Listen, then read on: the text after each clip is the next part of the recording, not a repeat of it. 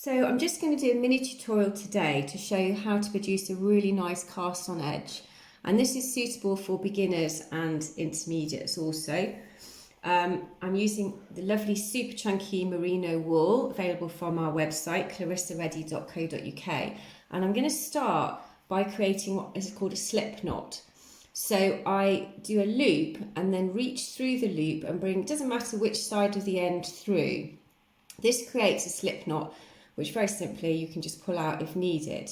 So I'll just show you that again. So you've got a loop that crosses over, reach through and pick up one of the threads. This is the yarn that's going to go onto the needle.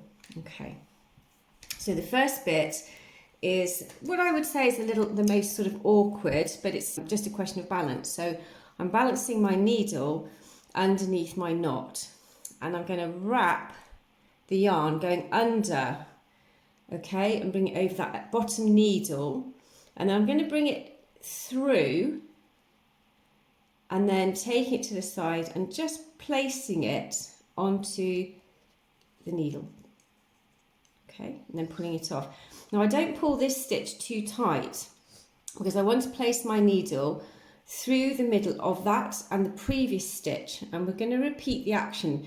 So we're going to go under and around the bottom needle, hold the thread with a tiny bit of tension with your right hand, and as you're pulling it through, coming through both stitches here so you can see, you can then have a little bit of tension to help you, and then you're just going to place it onto the needle.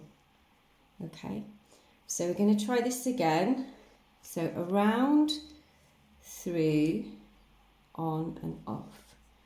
Okay, and actually as you are doing it, you'll notice that there's a natural tension that happens across in between the stitches. I'm not actually pulling them tight, and in fact the key here is to make sure that the yarn isn't too tight, because you don't really want a cast on row which is too tight. So I'm now going to just show you a second method from this point. So we've got 5 stitches. This is a method that my grandmother showed me when I was little. So what we've done previously is just put the stitch onto the needle here. And what I'm going to do is put it behind it. And what it does is create a little twist in the stitch.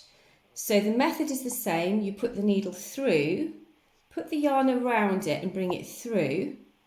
But instead of putting it straight on, we're going to put it around the back. And that little twist just gives it a little more strength.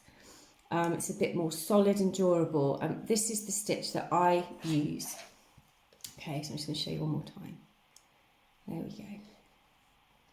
Okay.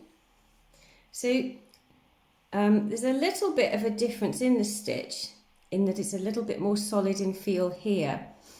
Okay, so have a go at both methods and see which one you prefer. And I'm going to do a next tutorial to show you how to do a garter stitch and a moss stitch.